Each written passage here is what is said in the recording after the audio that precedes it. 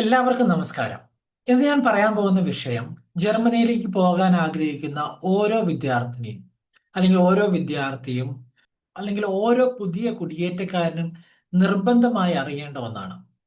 കാരണം ജർമ്മനിയിൽ ഒരു തെറ്റായ റെന്റൽ കോൺട്രാക്ട് ഒപ്പിട്ടാൽ നിങ്ങൾക്ക് ആയിരക്കണക്കിന് യൂറോ നഷ്ടപ്പെടാം, ഡിപ്പോസിറ്റ് തിരികെ ലഭിക്കാതിരിക്കാം, മാസങ്ങളോളം അൺവാണ്ടഡ് റെന്റ് കൊടുക്കേണ്ടി വരും, നിയമപ്രശ്നങ്ങൾ വളരെ നിയമപ്രശ്നങ്ങൾ വരെ നേരിടേണ്ടി വരാം. ഇന്ന് നമ്മൾ സംസാരിക്കുന്നത് ജർമ്മനി റെന്റ് ട്രാപ്പ് എന്ന വിഷയത്തെക്കുറിച്ചാണ്. അതായത് ഈ ഒരു കാര്യം വായിക്കാതെ ജർമ്മനിയിൽ ഒരിക്കലും വാടക കരാറ് നിങ്ങൾ ഒപ്പിടരുത്.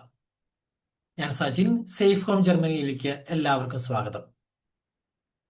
ജർമ്മനിയിൽ എത്തിയ ശേഷം ഏറ്റവും വലിയ ചലഞ്ച് എന്താണെന്ന് ചോദിച്ചാൽ പലരും പറയും വീട് കിട്ടുന്നതാണ് എന്ന്. പക്ഷെ ഞാൻ പറയും വീട് കിട്ടുന്നതിനും വലിയ ചലഞ്ച് ശരിയായ റെന്റൽ കോൺട്രാക്ട് മനസ്സിലാക്കുക എന്നതാണ്. കാരണം ജർമ്മനിയിലെ എല്ലാ ഡോക്യുമെന്റേഷനും ജർമ്മൻ ലോയുമായി കണക്റ്റഡ് ആണ്. അതുകൊണ്ട് തന്നെ നമ്മളുടെ ഒരു ഒപ്പിന് വളരെയധികം പ്രാധാന്യമുണ്ട്. അത് നിങ്ങൾ ഏത് തരം കോഴ്സിന് പോവുകയാണെങ്കിലും ഏത് തരം ജോലിക്ക് പോവുകയാണെങ്കിലും നിങ്ങൾ ഈ കാര്യം കൃത്യമായിട്ട് അറിയണം. നിങ്ങൾ ഔപെയർ ചെയ്യാൻ പോവുകയാണെങ്കിലോ, ബുണ്ടസ് ഫ്രൈവിലിംഗ് സ്റ്റഡീസ് ചെയ്യാൻ പോവുകയാണെങ്കിലോ, FSTA ചെയ്യാൻ പോവുകയാണെങ്കിലോ, ജർമ്മനിയിൽ നേഴ്സിംഗ് ഹൗസ് ബിൽഡിംഗ് ചെയ്യാൻ വേണ്ടി പോവുകയാണെങ്കിലോ, മാസ്റ്റേഴ്സ് ചെയ്യാൻ വേണ്ടി പോവുകയാണെങ്കിലോ, ഈവൻ ഓപ്പർച്യൂണിറ്റി കാർഡ് ചെയ്യാൻ പോവുകയാണെങ്കിലോ, ഏത് രാജ്യത്ത് പോകുമ്പോഴും നിങ്ങൾ ഏതൊക്കെ പേപ്പറിലാണ് ഒപ്പിട്ട് കൊടുക്കുന്നത് എന്നുള്ള ഒരു കൃത്യമായിട്ടുള്ള ബോധ്യം നിങ്ങൾക്ക് വേണം. നിങ്ങൾക്ക് ജർമ്മൻ ചിലപ്പോൾ B2 കഴിഞ്ഞാൽ വായിച്ചാൽ മനസ്സിലാവാത്തൊരു സിറ്റുവേഷൻ ആണെങ്കിൽ ഗൂഗിൾ ട്രാൻസ്ലേഷൻ ഒക്കെ വെച്ച് നിങ്ങളത് കൃത്യമായിട്ട് സമയം എടുത്ത് വായിച്ച് നോക്കിയിട്ട് ഒപ്പിട്ട് കൊടുത്താൽ മതി. അറിയാതെ ഒപ്പിട്ട് കൊടുത്തതിനുള്ള പരിണിത ഫലം അനുഭവിക്കുന്ന ഇഷ്ടം പോലെ പേരെ എനിക്കറിയാം.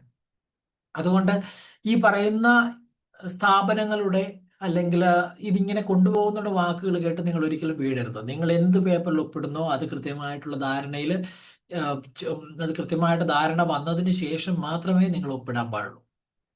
ആദ്യമായിട്ടാണ് നമ്മുടെ ഈ ചാനൽ കാണുന്നതെങ്കിൽ ഈ ചാനൽ ജർമ്മനിയും ജർമ്മനി റിലേറ്റഡ് ആയ ജോബുകളെ കുറിച്ചും ജർമ്മനി റിലേറ്റഡ് ആയിട്ട് ലൈഫും മാത്രമാണ് നമ്മളിവിടെ ഈ ചാനലിൽ പറയുക.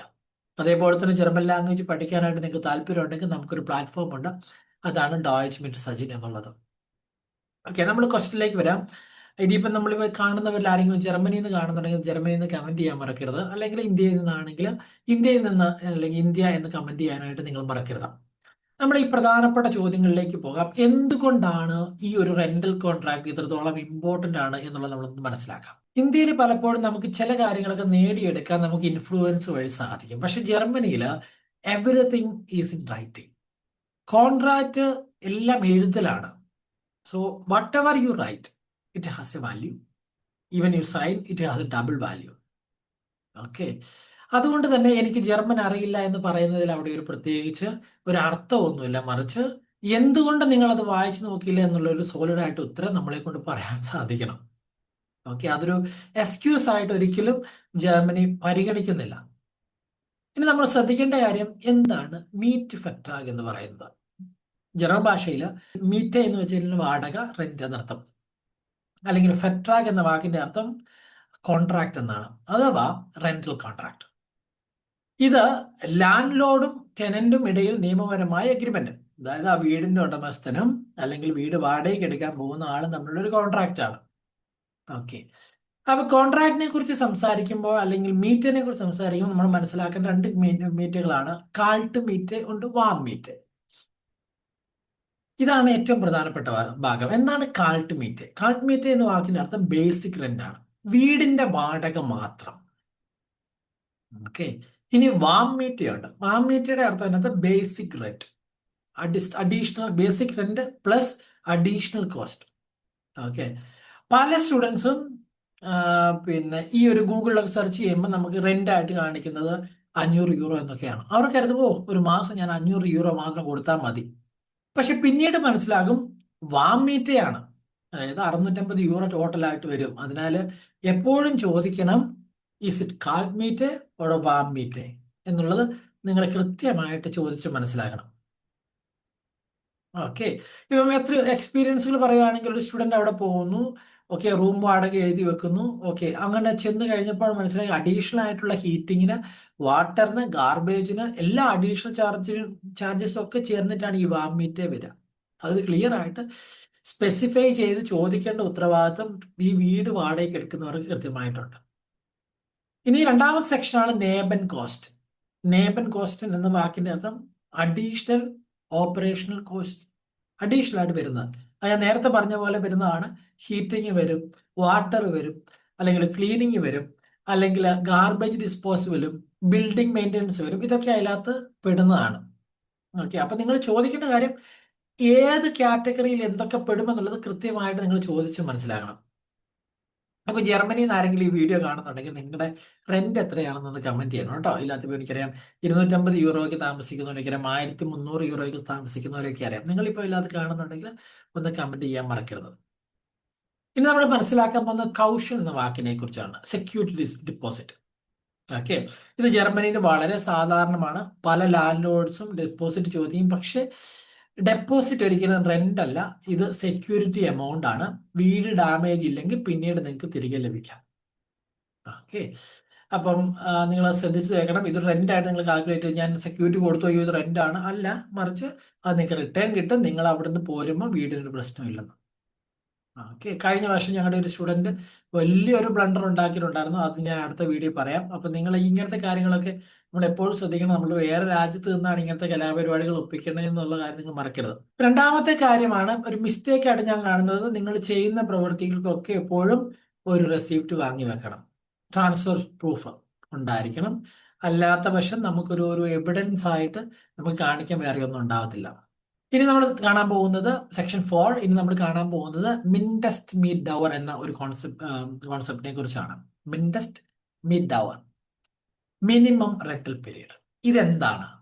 ഉദാഹരണത്തിന് 12 മാസം ആണ് നിങ്ങൾ ഒരു റെന്റൽ പീരീഡ് എടുക്കുന്നതെന്ന് വിചാരിക്കുക, ഒരു വർഷത്തേക്ക്. പക്ഷെ 3 മാസത്തിന് ശേഷം നിങ്ങൾക്ക് മൂവ് ചെയ്യാൻ ആഗ്രഹിച്ചാലും നിങ്ങൾക്ക് മാറണം. പക്ഷെ നിങ്ങൾ ആഗ്രഹിച്ചാലും കോൺട്രാക്ട് നിങ്ങളെ ബാധിക്കും. അതിനാൽ എപ്പോഴും ചെക്ക് ചെയ്യേണ്ടത് is there any minimum rental period എന്നുള്ള ചോദ്യമാണ്. ചോദിക്കും മറക്കരുത്. ഇതൊരു എനിക്ക് പെട്ടെന്ന് മാറണമെങ്കിൽ മാറാവോ, അല്ലെങ്കിൽ ഞാൻ ഇത്രയും കാലം ഇവിടെ താമസിച്ചേ പറ്റുള്ളൂ എന്നുള്ളത് നിങ്ങൾ ക്ലിയർ ആയിട്ട് ചോദിച്ച് മനസ്സിലാക്കേണ്ട ഒരു കാര്യമാണ്. ഓക്കെ, ഇനി സെക്ഷൻ നമ്പർ 5, കുണ്ടിഗുങ്സ്ഫ്രിസ്റ്റ്. അനദർ ഇമ്പോർട്ടന്റ് വേർഡാണ് കുണ്ടിഗുങ്സ്ഫ്രിസ്റ്റ്, നോട്ടീസ് പീരീഡ്.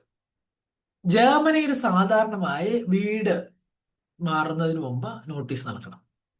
പല ന്യൂ കമേഴ്സും ഇത് ശ്രദ്ധിക്കാറില്ല. അവർ കരുതും ഞാൻ മൂവ് ചെയ്യുമ്പോൾ റെന്റ് അവസാനിക്കും, പക്ഷേ കോൺട്രാക്ട് മറ്റൊന്നാണ് പറയുന്നത്. അതിനാൽ നോട്ടീസ് പീരീഡ് എത്രയാണെന്ന് ക്ലിയർ ആയിട്ട് നിങ്ങൾക്ക് മനസ്സിലാക്കേണ്ടതുണ്ട്. ഇനി സെക്ഷൻ നമ്പർ 6, റെനോവേഷൻ ക്ലോസസ്. ചില കോൺട്രാക്റ്റുകൾ ക്ലോസസ് ഉണ്ടാവും. അതിനകത്ത് പെയിന്റിങ്ങൾ വരും, റിപ്പയേഴ്സ് വരും, ക്ലീനിങ് റിക്വയർമെന്റ്സ് വരും, മൂവ് ഔട്ട് ഒബ്ലിഗേഷൻസ് വരും. ഇവ മനസ്സിലാക്കാതെ സൈൻ ചെയ്താൽ പിന്നീട് വലിയ ചിലവുകൾ നമ്മളെ ബാധിക്കും. And section number 7, hidden fees. പല സ്റ്റുഡൻസും ശ്രദ്ധിക്കാത്ത കാര്യങ്ങളാണ് പാർക്കിംഗ് ചാർജസ്, ഇന്റർനെറ്റ് കോസ്റ്റ്, അല്ലെങ്കിൽ furniture charges, extra maintenance fees, and ഇതൊക്കെ വരുന്നതാണ്. അപ്പോൾ always ask what exactly am I paying for. ഞാൻ എന്തിനാണ് ഇതൊക്കെ പേ ചെയ്യുന്നത് എന്നുള്ള കാര്യം നിങ്ങൾ കൃത്യമായിട്ട് ചോദിച്ച് മനസ്സിലാക്കണം. ഓക്കെ, ഇനി ഞാൻ പറയാൻ പോകുന്ന ഏറ്റവും ഇമ്പോർട്ടൻ്റ് ആയിട്ട് കാര്യമാണ്. ഇത് ഏറ്റവും ലാസ്റ്റ് വരെ വീഡിയോ കാണുന്നവർക്ക് ഞാൻ എപ്പോഴും പറയുന്നതാണ് the biggest rent traps. Number 1, contract വായിക്കാതെ സൈൻ ചെയ്യുന്നത്. നമ്പർ 2, വാം മീറ്റ് മനസ്സിലാകാതെ എഗ്രിമെന്റ് ചെയ്യുന്നത്. നമ്പർ 3, ഡെപ്പോസിറ്റ് പ്രൂഫ് സൂക്ഷിക്കാതിരിക്കുന്നത്. Number 4, minimum rental period ignore ചെയ്യുന്നത്. നമ്പർ 5, നോട്ടീസ് പീരീഡ് അറിയാതിരിക്കുന്നത്. And number 6, German document translate ചെയ്യാതെ സൈൻ ചെയ്യുന്നു. ഓക്കെ, ഞാനിത് എപ്പോഴും ഒരു ഗോൾഡൻ റൂൾ ആയിട്ടാണ് കാണുന്നത്. ട്രാൻസ്ലേറ്റ് ചെയ്ത് നോക്കാതെ സൈൻ ചെയ്യരുത്. വായിക്കുക, ചോദിക്കുക, ട്രാൻസ്ലേറ്റ് ചെയ്യുക, ശേഷം മാത്രം നിങ്ങൾക്ക് സൈൻ ചെയ്യുക. ഓക്കെ, അപ്പൊ നമ്മൾ ഇന്നത്തെ വീഡിയോയിലേക്ക് നമ്മൾ തിരിഞ്ഞു നോക്കുമ്പോൾ എന്തൊക്കെ കാര്യം നമ്മൾ പഠിച്ചു. നമ്മൾ മീറ്റ് ഫെട്രാഗ് എന്താന്ന് പഠിച്ചു, കാൾട്ട് മീറ്റ് എന്താന്ന് പഠിച്ചു, വാം മീറ്റ് എന്താന്ന് പഠിച്ചു, നേബൻ കോസ്റ്റ് എന്താന്ന് പഠിച്ചു, കോഷൻ എന്താന്ന് പഠിച്ചു, മിൻഡസ്റ്റ് മീറ്റ് ഡവർ എത്രയാന്ന് പഠിച്ചു, കുണ്ടിഗുങ്സ്ഫ്രിസ്റ്റ് എത്രയാന്ന് പഠിച്ചു, ഹിഡൻ ഫീസ് എത്രയാന്ന് പഠിച്ചു, ബിഗ്ഗസ്റ്റ് റെന്റ് ട്രാപ്പ് എത്രയാന്നൊക്കെ കാര്യങ്ങൾ നമ്മളിന്ന് മനസ്സിലാക്കി. സോ അതുകൊണ്ട് തന്നെ നിങ്ങൾ ആദ്യമായിട്ടാണ് ഈ ചാനലിലേക്ക് വരുന്നെങ്കിൽ ഒരിക്കലും സബ്സ്ക്രൈബ് ചെയ്യാൻ മറക്കരുത്. സോ എവറി ഡേ നമുക്ക് 2 വീഡിയോസ് വെച്ച് ഉണ്ടാകും. 10 മണിക്ക് ലൈവ് ഉണ്ട്. So if you have any questions you can ask me. Kindly share with your friends, മറ്റുള്ളവർക്കുമായിട്ട് ഷെയർ ചെയ്യുക. ജർമ്മനിലേക്ക് വരാനായിട്ട് താല്പര്യമുള്ളവർക്ക് കോൺടാക്ട് ചെയ്യാം. അതേപോലെ തന്നെ ജർമ്മൻ പഠിക്കാനായിട്ട് താല്പര്യമുണ്ടെങ്കിൽ you are always most welcome. Okay, so നിങ്ങൾക്ക് ഈ ലൈവ് വീഡിയോ ഇഷ്ടപ്പെട്ട ഒരു ഹാർട്ട് ചിഹ്നം ലവ് തരാനായിട്ട് നിങ്ങൾ മറക്കരുത്. അതേപോലെ തന്നെ നാളെ നമ്മൾ സംസാരിക്കാൻ പോകുന്ന ഷൂഫ എന്ന വാക്കിനെ കുറിച്ചാണ്. ഷൂഫ സ്കോർ എക്സ്പ്ലെയിൻഡ് എന്നാണ്. ഈ ഒരു നമ്പർ വളരെ ഇമ്പോർട്ടൻ്റ് ആണ്. അതുകൊണ്ട് തന്നെ നാളെ ഞാൻ നിങ്ങൾക്ക് അതിനെക്കുറിച്ചായിരിക്കും നമ്മുടെ അടുത്ത വീഡിയോ ഉണ്ടാക്കാം. സോ വീണ്ടും കാണുന്നവരെ ബൈ ബൈ ആൻഡ് അഫിഡസെയിൻ ചൂസ് ആൻഡ് ബിസ്മോഗൻ.